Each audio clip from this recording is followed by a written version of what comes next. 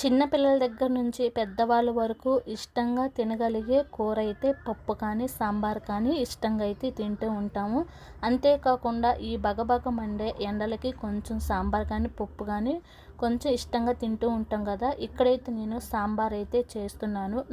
నాకు వచ్చిన స్టైల్లో అయితే ఇక్కడ ముందుగానే కందిపప్పు అవన్నీ కూడా అయితే క్లీన్ చేసేసి పెట్టుకొని కుక్కర్లో అయితే వేశాను. ఇవి ఉడకటానికి 3 విజిల్లు అయితే సరిపోతుందండి. పప్పు నానితే దాంట్లో పసుపు కొంచెం నూనె అయితే వేశాను. నూనె వేస్తే పప్పు పైకి పొంగిపోకుండా అయితే ఉంటుంది. ఇక్కడ వచ్చేసి నేను కూరగాయలు టమోటా, పచ్చిమిర్చి, మునక్కాయ, ఉల్లిపాయ అవి మాత్రమే కూరగాయలు అయితే ఉన్నాయి. మీ దగ్గర బెండకాయ కానీ సొరకాయ కానీ దోసకాయ కానీ ఉంటే అవి కూడా అయినా వేసుకోవచ్చు. సాంబార్లో టేస్ట్గా అయితే ఉంటాయి.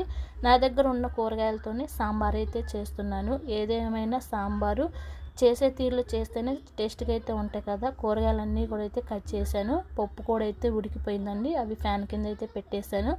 ఫ్యాన్ కింద ఎందుకు పెట్టేశానంటే ఆ పప్పు అనేది మిక్సీకి అయితే పట్టేస్తే సాంబార్లో వేసినప్పుడు చక్కగా కలిసిపోతుంది. మిక్సీకి పట్టకుండా వేస్తుందంటే పప్పు ఉప్పుగా ఉంటుంది. ఇక్కడ ఆయిల్ వేడిన తర్వాత కచ్చా బిచ్చగా దంచి పెట్టుకున్న చిన్నిపాయ రబ్బలు, పోపు దినుసులు, ఎండుమిర్చి, కరివేపాకు అవన్నీ కూడా అయితే వేశాను.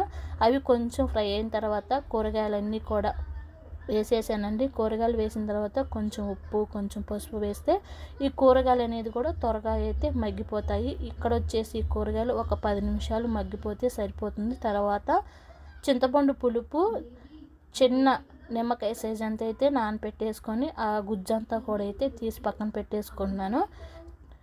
సాంబార్ అనేది కొంచెం పులుపుగా ఉంటే బాగుంటుంది. ఇక్కడ ఈ కూరగాయలన్నీ కూడా అయితే చక్కగా మగ్గిపోయాయి. మగ్గిన తర్వాత తగినంత కారం కూడా అయితే వేసేసుకొని ఒకసారి కలిపేసుకొని మూత పెట్టేసుకుంటే కారం పచ్చి వాసన పోయేంత వరకు అయితే 2 నిమిషాలు అయితే ఉంచేసుకొని ఆ తర్వాత ముందుగా తీసి పెట్టుకున్న చింతపండు గుజ్జంతా కూడా అయితే వేసుకున్నాను.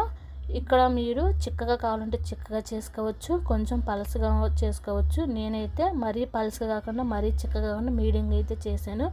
ఈ కందిపప్పు ఉడికించినదంతా కూడా అయితే మిక్సీకి అయితే పట్టేశాను. మిక్సీ పట్టుకున్న తర్వాత ఈ చింతపండు పులుపులంతా కూడా అయితే పప్పు అయితే వేసి ఒక 15 నిమిషాలు ఆ విధంగా సాంబార్ అనేది కాగితే టేస్ట్గా అయితే ఉంటుంది. సాంబారు బాగా అయితే మరగాలి, మరిగితేనే సాంబార్ అనేది టేస్ట్గా ఉంటుంది. ఇక్కడ లాస్ట్లో గ్యాస్ ఆఫ్ చేస్తా ఉండగా కొంచెము బెల్లము, కొత్తిమీర, కొంచెం రుచికి సరిపడా ఉప్పు కూడా అయితే వేసానండి. కొత్తిమీర వేసిన తర్వాత 1 నిమిషం మరిగించుకుంటే సాంబారు ఆ కొత్తిమీర టేస్ట్ అనేది బాగుంటుంది.